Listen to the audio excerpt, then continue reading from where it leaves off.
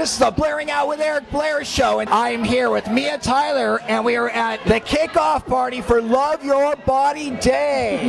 Yeah! Mia, how did you get connected with this? Shanice contacted me through my MySpace and just asked me if I would MC it and host it, and of course I love my body, so I thought, why not? What do you feel is important about this event? I'm really an advocate for loving your body, and I'm not just about size. I mean, you can see that I'm tattooed, and it's not just about body size, it's about what you choose to do to your body, and the fact that we own our own bodies and no one else can tell us how to live or what to do with our bodies as long as it's in a healthy range. And so I'm really a big advocate on loving your body no matter what, and so this event is very important and close to my heart. How do you feel that life for full-figured women has changed in the last 5 years?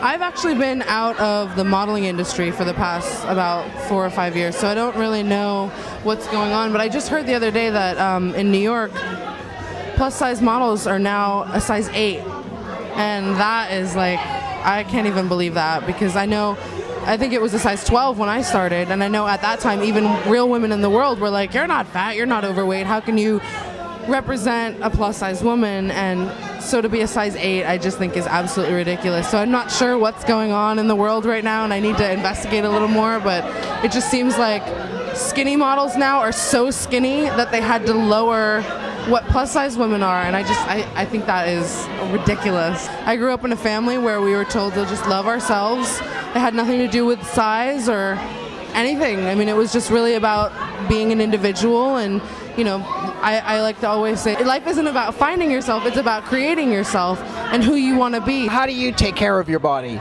eating and health-wise? I'm actually really terrible, because there's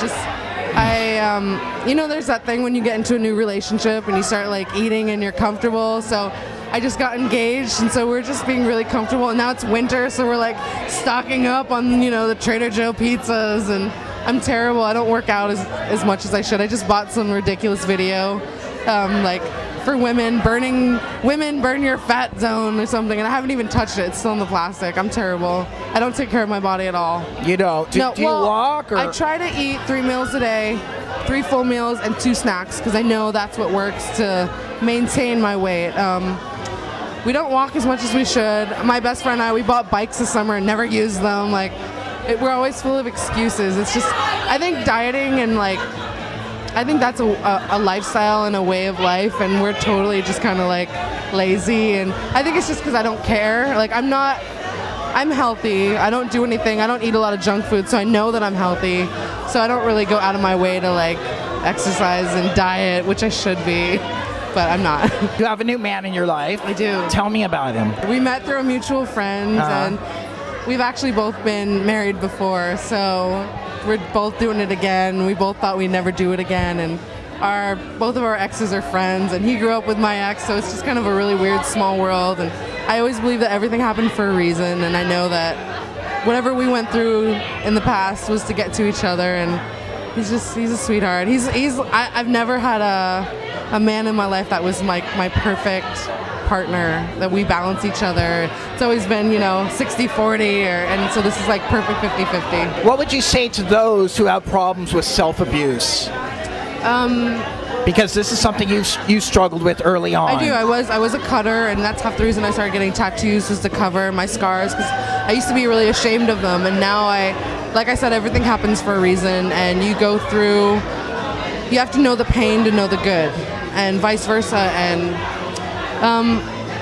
you really have to kind of find it in yourself, get to the core of what it is that's making you harm yourself. And it's so hard for me to give advice on that, because harming yourself, it almost makes you feel better, and you really need to just realize that you're better than that, but you kind of have to hit rock bottom to get to that. I mean, I look at physical abuse towards yourself, it's just like being a junkie or being an alcoholic. It's the same thing.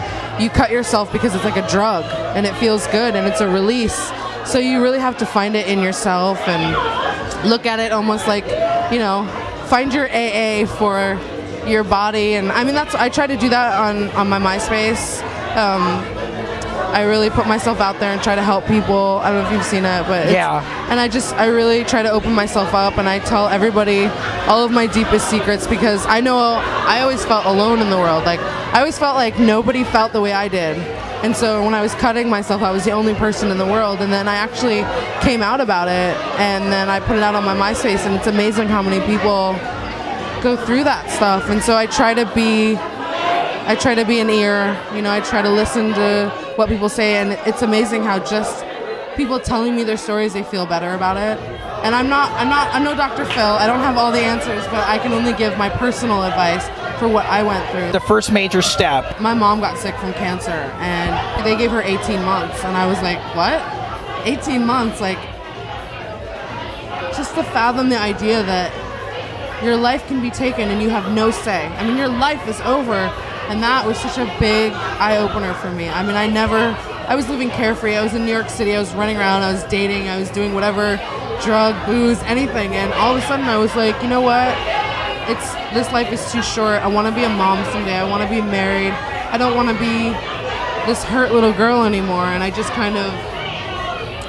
I gave myself that 18 months to heal myself and forgive her and forgive myself. And I don't want everyone to have to deal with something like a death or something so tragic.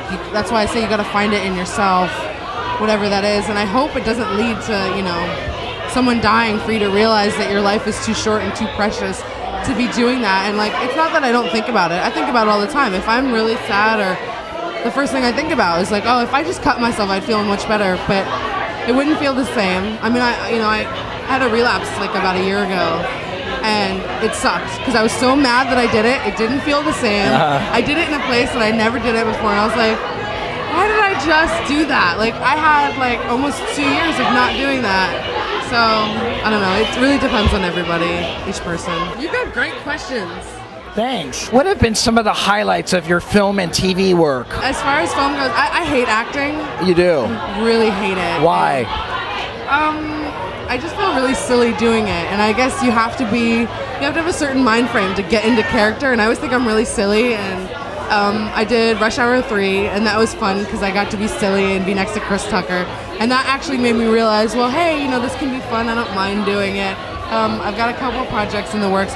I'd much rather play like a dead body on CSI than like a deep, intense like acting role, because I don't know. I'd rather have fun with it. What are Mia Tyler's makeup must-haves? I need chapstick at all times. So I keep my lips wet, and that's it. That's all I need. I actually just wrote a book.